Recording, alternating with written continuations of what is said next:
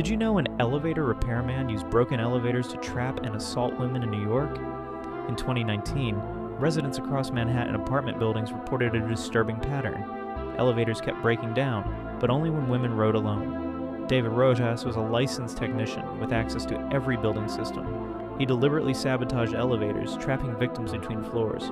Then he would arrive as their rescuer, assaulting them in the confined space.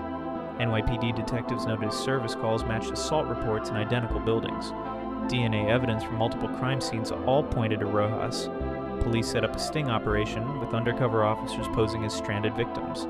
He was arrested mid-assault and sentenced to 25 years in prison. His position of trust became his weapon of choice.